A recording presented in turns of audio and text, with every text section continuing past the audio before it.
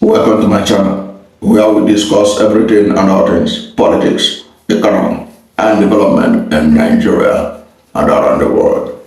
In this video, we're going to look at the only two stumbling blocks that are stopping the Pro-Wike lawmakers from impeaching Governor of Rivers State, Simi Fubara. That's what we're going to talk about in this video. And if you're not to my channel, and you have not yet subscribed to my channel, please subscribe to my channel. Hit the subscription button, hit the notification bell. When you subscribe to my channel and hit the notification bell, anytime I have a new video, you'll be among the first to know. God bless you. You know that despite the effort of President Bola Ahmed Tinubu to broker a rapprochement between the camp of the Minister of the Federal Capital Territory, Abuja, who the 27 River State lawmakers are loyal to, and Governor Simi Fubara, the Pro-Wike camp appears determined to push ahead with the removal of Fubara from office through impeachment. This is despite the fact that President Bola Ahmed Tinubu called together Niger Delta leaders, including the Pan Niger Delta Forum, to support the governor to implement the Supreme Court's judgment on the River State crisis. And the governor of the state, Simi Fubara, ab initio, right from the day that the Supreme Court made that ruling. That weekend, the Supreme Court made the ruling on Friday. On Sunday, 48 hours later, he made a broadcast to the people of River State, promising to implement the judgment of the Supreme Court.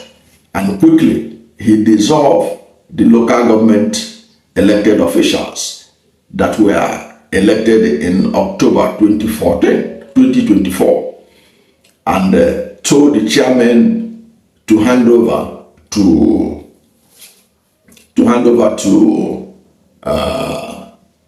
local government, heads of local government administration. Despite this rapprochement that the president wanted to brokered, but the Nyesom camp, they are still intransigent, they are still pushing that this man must be impeached. From their body language, from their speeches, from their actions, you know that they are hell-bent on impeaching Fubara. So what is stopping them from doing that? And what are they doing to remove those stumbling blocks? That is what we're going to look at right now.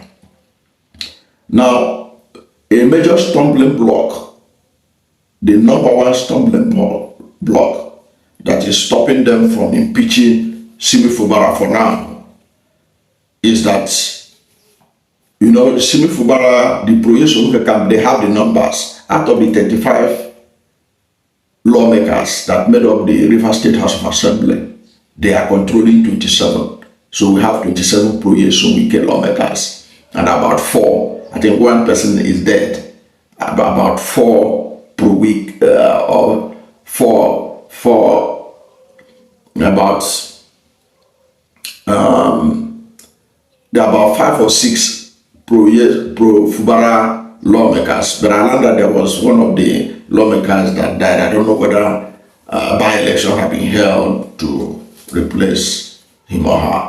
But they have the number. Out of 27, they have 30. Out of 35, they have 27. That's overwhelming. It's more than 2/3 majority. So they can easily impeach the governor, as they are planning to do. However, they are stumbling block. What is stopping them is the Chief Judge of River State, because the Chief Judge of River State is the final hurdle for them in the quest to impeach Governor Fubara. Because when they raise the impeachment motion, their resolution will have to be submitted to the Chief Judge of River State. The Chief Judge of River State is Justice Amadi. He is the one they will submit it to, and then he will now raise a panel to investigate the allegation raised by the River State House of Assembly in such a situation. Now, is this chief judge that they have seen, it appears that the chief judge is not on their side. Without the chief judge being on their side, it will be difficult for them to impeach the governor, because the allegation they will make against the governor, if the panel that the chief judge constituted did not find Fubara culpable, he cannot be impeached. And to make matters worse for the Pro-Nyesom lawmakers and Nyesom himself, if the panel set up by the chief judge found out that, or file a final report that they did not find anything wrong done by Fubara to warrant impeachment, these Pro-Nyesom lawmakers will never be able to raise that motion again. It means throughout the life of this assembly, they are not going to raise that impeachment motion against Fubara. And that will mean that Fubara will come out stronger than ever before. And this is why it is alleged that the assembly is targeting the chief judge so that he will be removed. You know that they have already started investigating the chief judge and raised a motion in the assembly that of age falsification against the governor, against the chief judge. So if they can be able to do an investigation that prove right, that they were right, they will then forward their report to the NJC, Nigeria National Judicial Council, NJC, so that NJC will now remove him and then put another person. Apparently, they will be hoping, maybe they have people they have lined up that the NJC will select from, and from among those, they will get a chief judge that will play ball to facilitate the easy and accelerated impeachment of Simi Fubara. But for now, I understand that the chief judge is standing his ground, that they say the man is a man of integrity, of impeccable integrity. Perhaps they have found nothing against him but to look at his age, the alleged age falsification. That's what you do when you have nothing else to look for. He was not accused of embezzlement or other forms of corruption. But even at that, you can't take the words of the assembly for that it is the truth. It may be part of the game they are playing. Don't forget, this same assembly led by Amehule, I was made to understand, I was the one that cleared the chief judge when he was nominated, when he was first nominated. Okay, and the chief judge, without him being on their side, they can go ahead. That's the fact. Their impeachment plan against Fubara will not work. Then number 2 stumbling block, which Nyesom has done, is trying to do everything possible to convince anybody who cares to listen that it is not a stumbling block, is the fear of the Ijaw militants. Now, you and I know, if I've been following the instability in the Niger Delta, Ijaw militants were very powerful in sending the message of Niger Delta to the federal government about the ill treatment of the Niger Delta region in the exploration and the exploitation of oil. And it is believed that the fear of the Ijaw militants is the beginning of wisdom. Remember how the Ijaw militants, they were at the center of the bombing of pipeline during the first term of President Muhammad Buhari, that sent Nigeria to its first recession under Buhari. When Buhari, his braggadocio, want to think that he can deal with the Niger Delta because they gave him 5%. So he want to abolish all the things, many of the things that was provided to alleviate the suffering of Niger Delta people, including the amnesty program. He was talking tough as a general. These people brought him down to the level that he realized that they cannot be messed up with. Don't forget, during Buhari time, during his first term, this Tom Polo that is now in charge of pipeline protection, he was declared wanted. They declared him wanted. His face was splashed all over the newspapers in Nigeria. Tom Polo wanted, Tom Polo wanted, Tom Polo wanted.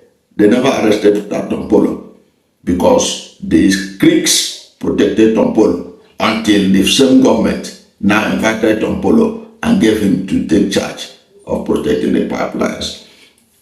So with the rhetoric coming out from the Ijaw ethnic group, and the militants from there, and the leaders of Ijaw nation about the fact that their son, who is the first Ijaw to be able to govern River State since 1999, must be allowed to finish his first term at least. Must be allowed to finish his first term at least. And that there will be consequences. And that they will not be able to stop the boys in the creek from disrupting oil pipeline in Niger Delta and in River State in particular. So that's one of the things that is frightening federal government, and that was the reason why President Bola Ahmed Tinubu had to call the Ijaw leaders, because he don't want that to happen. But despite his intervention, it appears that Nyesom is still pushing ahead because he wants to convince everybody that Ijaw doesn't have the capacity alone, that Ijaw cannot disrupt the oil pipeline, that every time people are complaining that Ijaw will do this, Ijaw will do that. So he wants to convince the president that they can impeach Fubara and heaven will not fall. But that's his assertions on TV interviews and all that if Fubara is impeached, that heaven will not fall. I don't know whether the presidency is buying into it or they are just sit down look. But it appears that they have failed to call him to order on that, despite the fact that the president is calling for peace, the implementation of the Supreme Court judgment. The actions of Pro-Wike camp indicate that they don't even want the governor to implement the thing again. They just want to see him out of office. But they have it's yet to be ascertained that they have been able to convince the president that they can remove Fubara, and then there will be no problem, no consequences for oil production in River State and Niger Delta in general. So these are the two things presently saving Fubara from being impeached from office. I don't know what to think about this. I don't know what to think about the failure of President Bola Ahmed Tinubu to stamp his authority and call his minister to order and insist that peace reign in River State, but he's sitting on the sideline despite calling the Niger Delta leaders for a meeting, trying to broker a rapprochement between the warring factions. But he's not being forceful in calling his minister, because at the end of the day, the president hold the aegis in this matter, because the minister is an appointee of the president. The president can hire and fire. It means that the minister going ahead with the impeachment, despite the peace overtures by the president, it means that the president himself may not be telling Nigerians the whole truth. Because if he's telling Nigerians the whole truth, as Body Judge rightly asked, then why is he not enforcing that quest for implementation of the Supreme Court ruling on Nyesom camp, who are on the camp of the president, because the president appointed Nyesom, and the reason Nyesom is strong in this struggle is because he's a minister of the federal government and in charge of a big city like Abuja that is considered a juicy minister. That's why he could be able to challenge a governor of River State, as rich as River State is, and and he's flexing the federal muscle. He can't flex that federal muscle without the tactical support of the president. But it is strongly believed that if the Ijaw nation had not made some noise, perhaps it would have been easier for them to remove Fubara. The Ijaw nation's insistence, the militants' fear, is also at the center of the reason why Fubara is still in office right now. I don't know what you think about this, but whatever is your position, let's hear from you at the comment section. Thank you for watching this video, and if you are new to my channel, you have not yet subscribed to my channel, please subscribe to my channel. Hit the subscription button, hit the notification bell. When you subscribe to my channel and hit the notification bell, anytime I have a new video, you'll be among the first to know. God bless you. And please don't forget to like this video, because when you like it, God will rank it high and recommend it for more people. Thank you, and God bless you and yours.